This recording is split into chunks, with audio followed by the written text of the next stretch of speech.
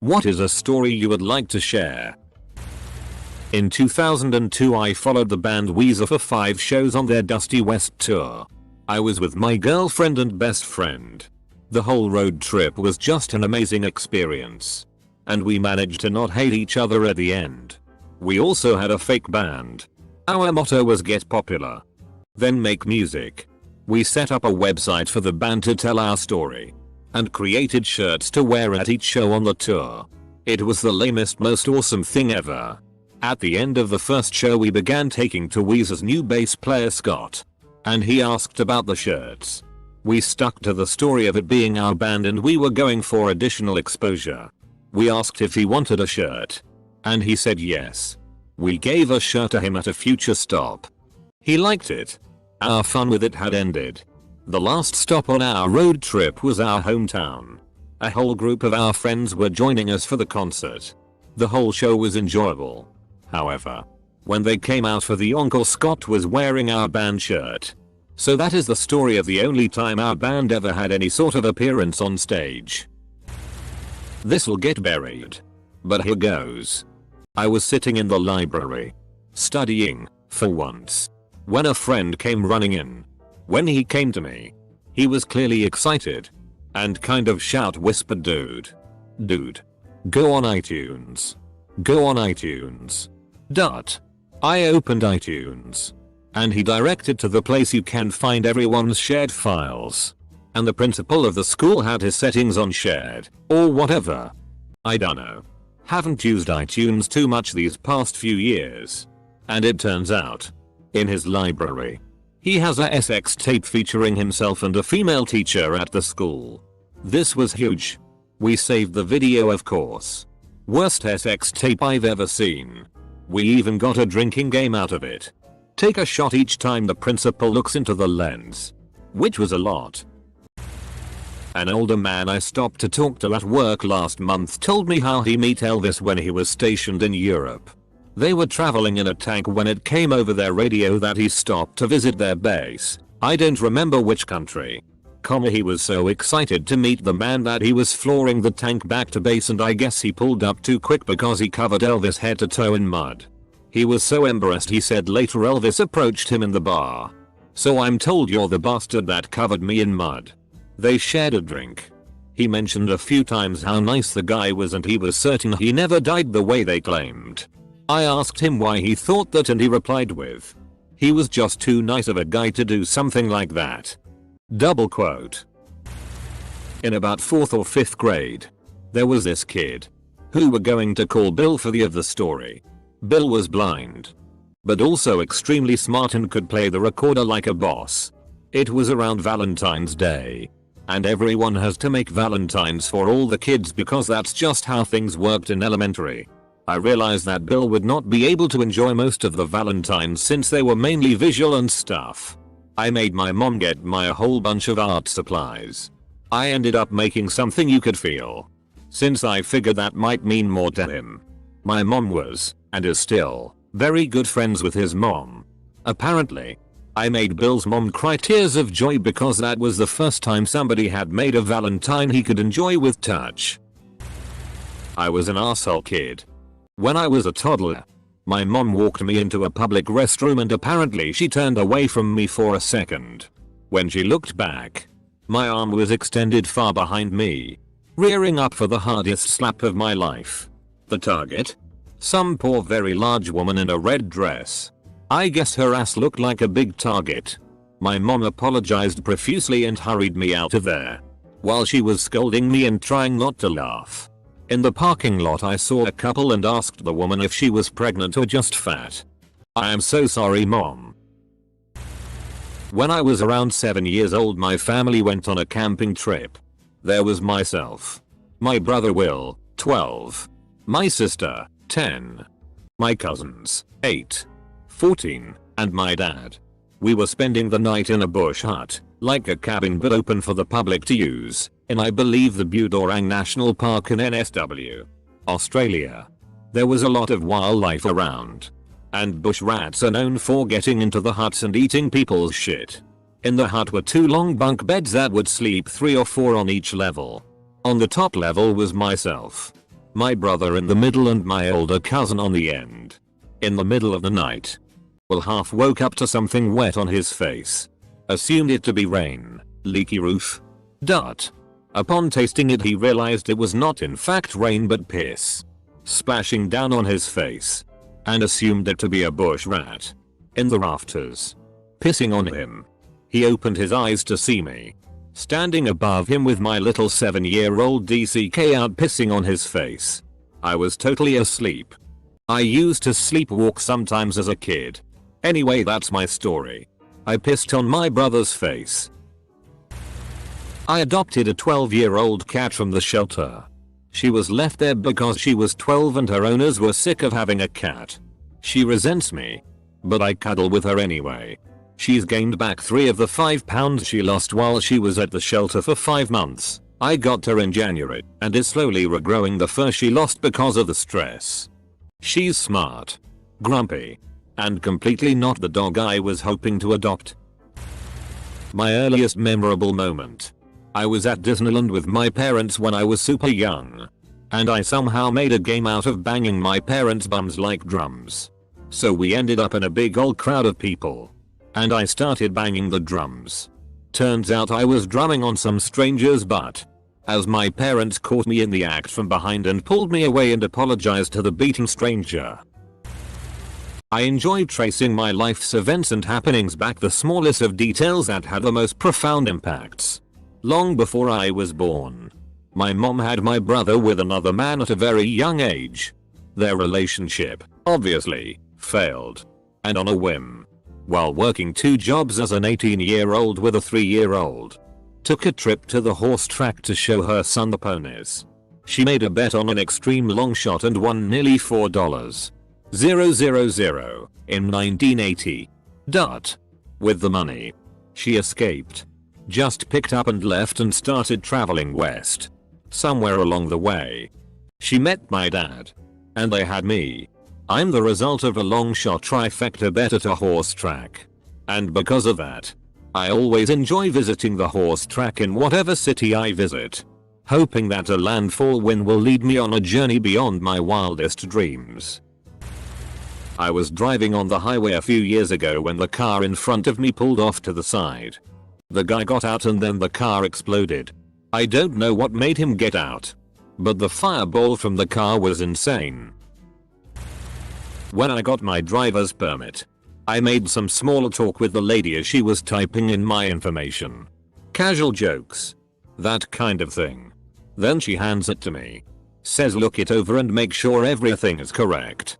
Double quote. So naturally, I start walking away. But I do look at it. Just give it a quick once over. And I notice. It says sex. F. Now. I'm not female. I'm male. And so I thought to myself. This is the only time I will ever get to make this joke. I turn around. And with a shaky, not confident voice, I say I didn't get an F in sex. Double quote.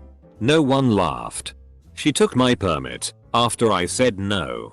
But really, it says female. Comma and redid it. Giving me a new, correct one.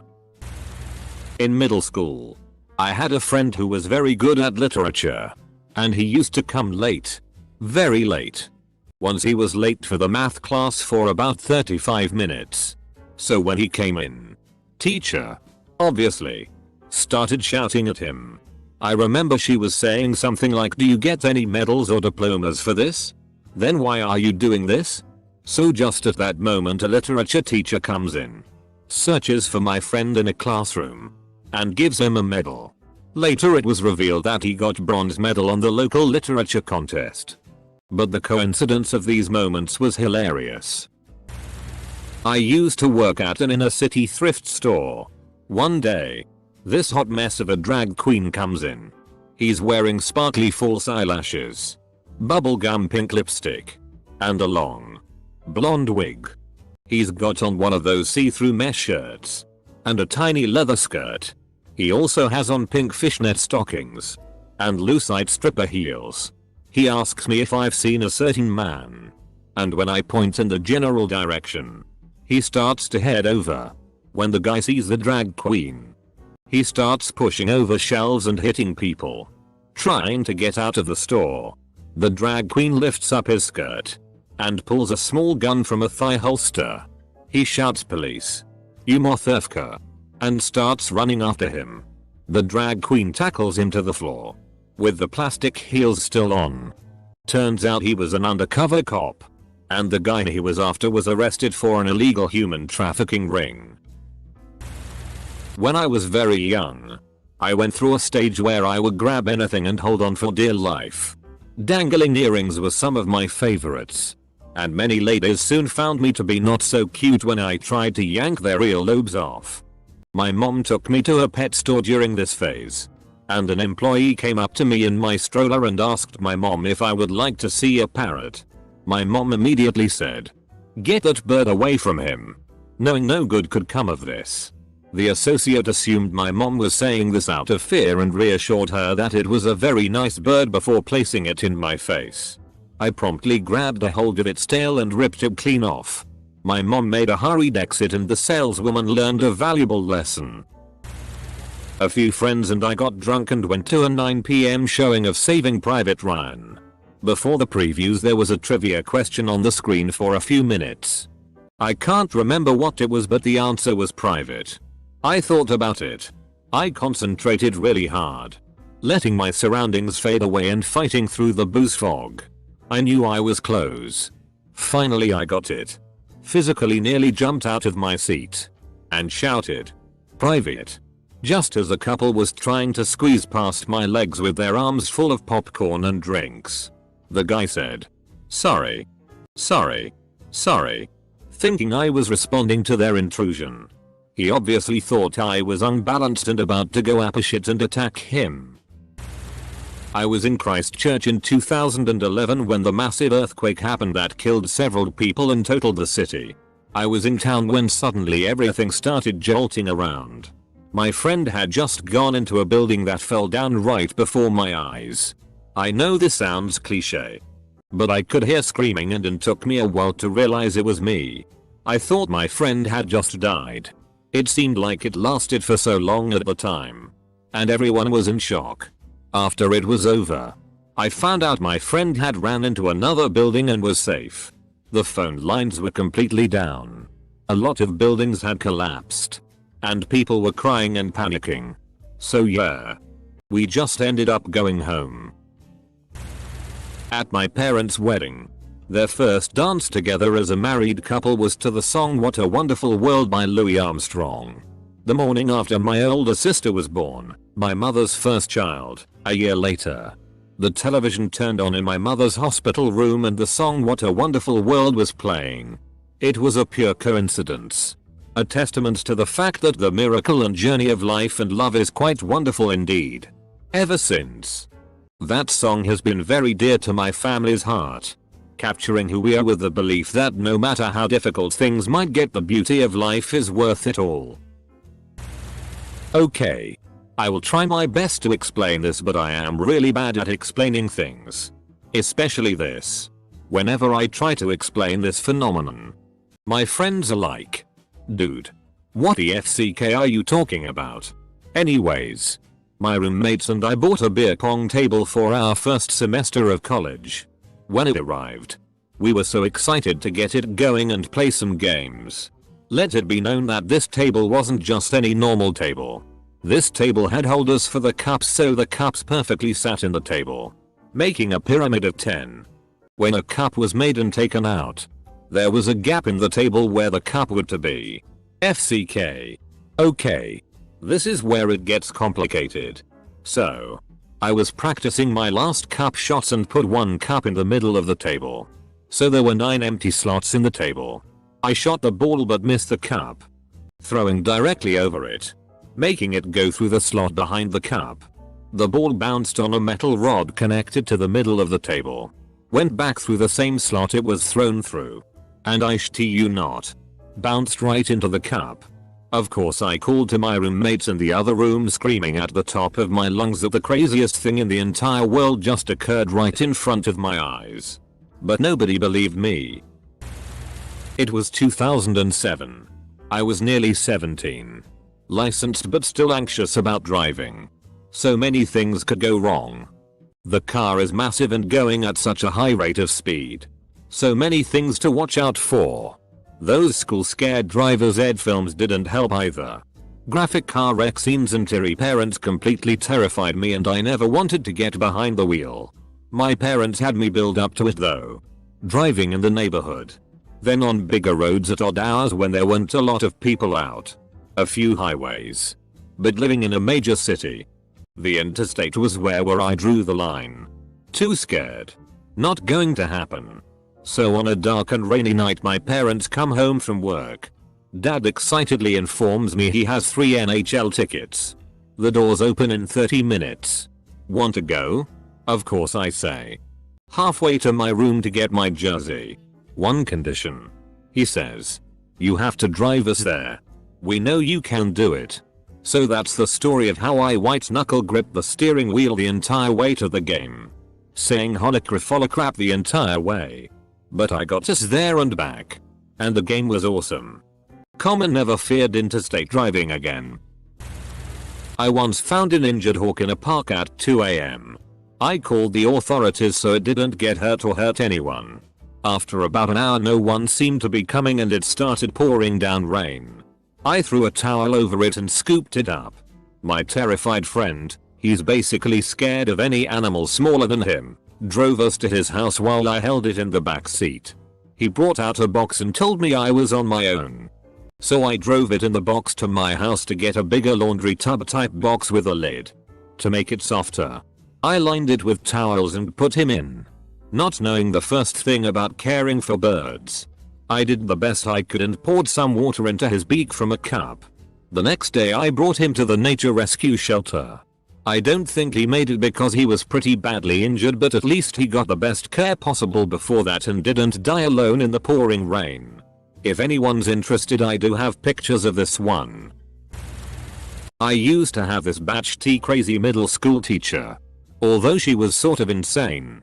She tried to instill values to us and taught us reading news and keeping ourselves updated with the world was important.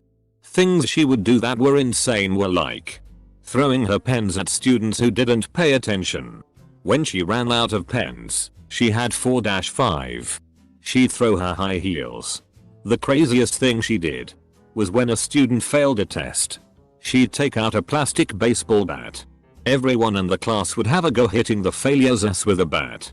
If anyone hit excessively hard though, he would too be put up to get hit by everyone. To this day I still find her rather insane. But those were pretty funny stories to tell. Every time I took this one highway heading to another town to visit friends and relatives, US 259 in Texas, near Kilgore, I'd see this cheerful old man in a motor scooter at the end of a long driveway. He'd go out there just to watch the traffic and wave at people. And it seemed like he was always out there. I quit taking that highway for a while. And then recently started up again. Shortly after Christmas 2015. Like clockwork. The scooter was there. But this time the old man was nowhere to be seen. There was a wreath in the seats in his place. I had never met this man. Never knew his name. Never thought to stop and speak to him. Too often we forget that the arsehole driver or the cheerful old man are real people. People with hopes and dreams and loving families. When I saw that chair with a wreath in it, it really drove home the fact that, like the empty wheelchair, there was now an empty space in someone's life. This man, his stories, his love and his tears, were just gone one day. I didn't know him. But goddammit, it hurt to look at that wheelchair. I'm late to the party. And this is probably going to get buried. But oh well. When I was 11, my brother and I loved watching The Simpsons. We would order a season pack, watch it, and, after finishing it, order the next season pack. We had just finished season 6, which ends with the first part of Who Shot Mr. Burns? Now, even though the episode had aired over a decade ago, we had no clue as to who did it. Meanwhile, in order to pass the time between the arrival of the next season pack, We decided to watch the American Dad episode that was airing that night, saw the 100th episode. I will never forget our sheer anger when Roger said, "Tonight we're going to find out who shot Mr. Burns." What? 15 years ago? Well, who did it? The baby. TLDR. Television spoiled a 15-year-old episode we were about to watch. One more short story. I'm bad at math. Always have been. Absolutely terrible. I'm on an IEP and in 6th grade I was allowed to use a calculator from then on at all times. I'm a senior in HS. Well, recently I've been working with a math teacher in school and he's been really encouraging to me in a different kind of way. That's really nice. Like all my other teachers and tutors are really encouraging, but he does it in a way that I really appreciate. So this year when as I'm doing math problems with him he says something that no one has said to me in 7 years. He puts his hand up and says no. Put down the calculator and I do. And he goes through it with me in my head. I was surprised when I actually got the correct answer. He was like, "See? You did it. You can do it." And I actually felt a little happy about myself. Later. Another day. I was sitting in a chair with my laptop. Holding a paper crane that I had folded and drew designs over. He was leaving but came over to see what's up. He saw the paper crane and was like, "Paper cranes? Why are you making paper cranes?" And I said half jokingly because I'm bad at math, and he knelt down and said, "No. Making paper cranes requires math. You have to fold the sides and determine different lengths. You see? You are good at math. It's just a different kind of math." It was a simple moment but it made me so happy. People like that, man, gives me hope that I'm not as dumb as I think I am. An old guy once grabbed my boob as he walked past me in the opposite direction in a busy street. Not felt as offended as I did at that moment before. Regret not yelling after him and or chasing him down to give him a hard slap across the face. I was shocked into paralysis. Thanks for listening. It's good to get that out. I was a fat shy kid growing up. Got to 350 pounds.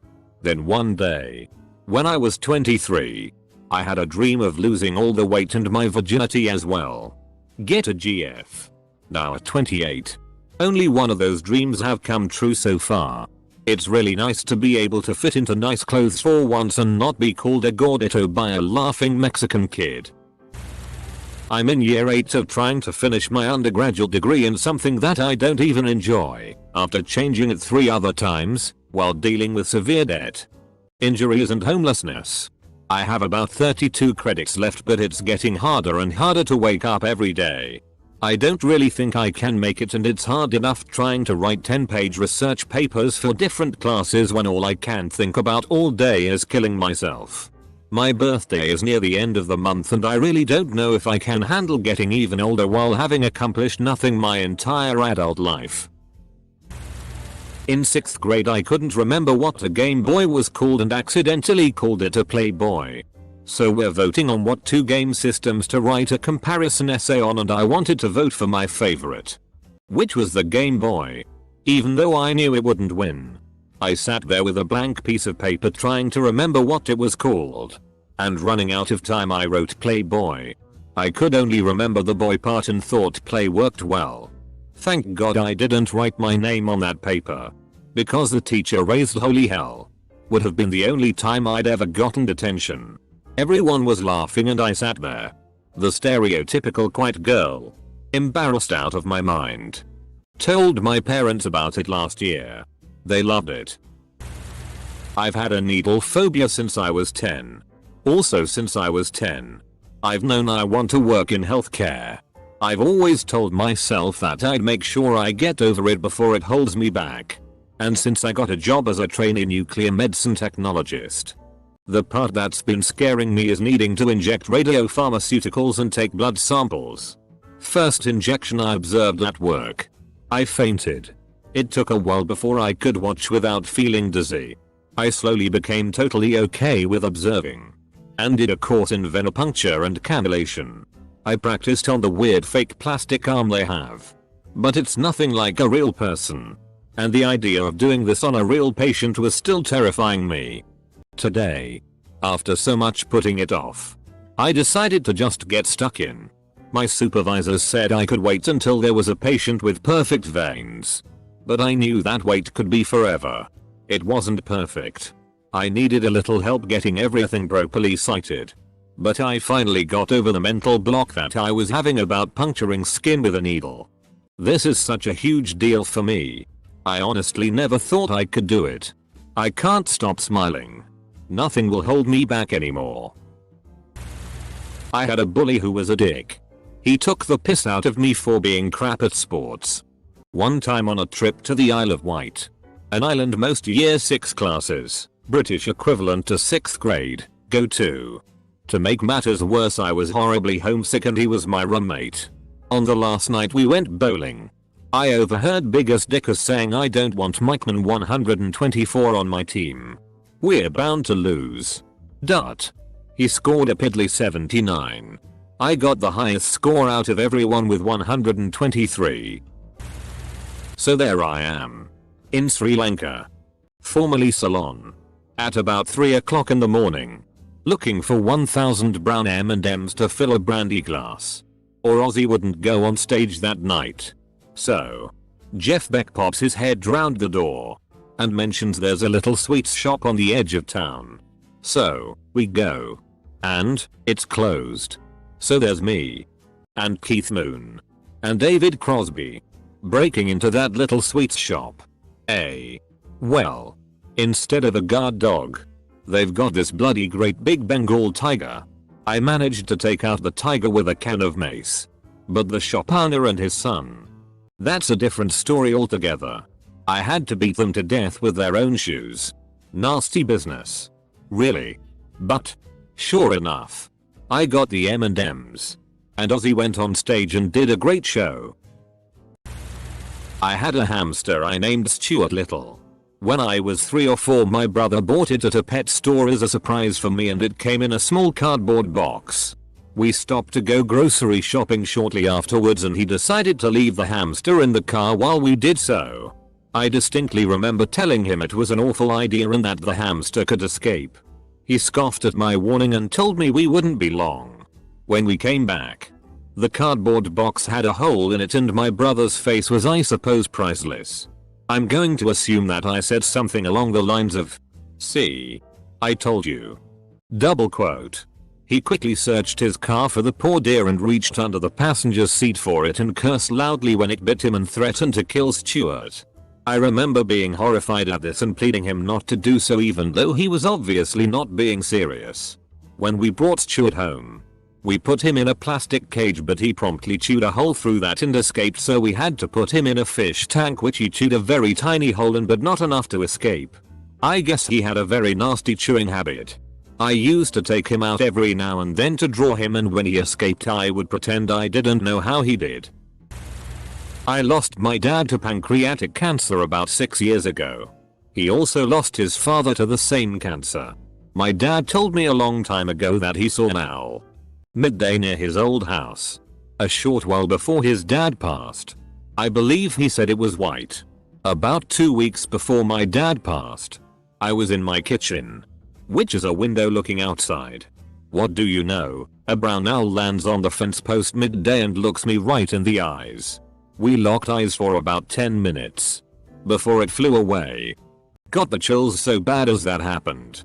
I took it as a sign. And I'm still trying to figure out what it means.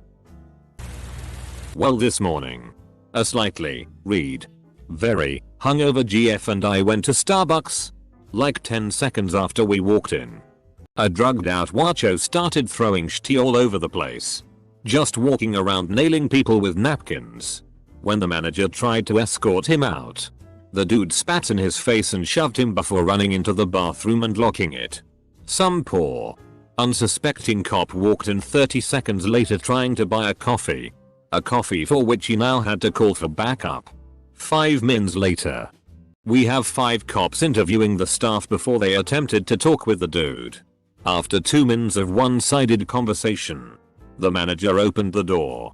Somehow this cracked out guy managed to sneak out of the SB without 5 cops, the SB staff, or any of us noticing.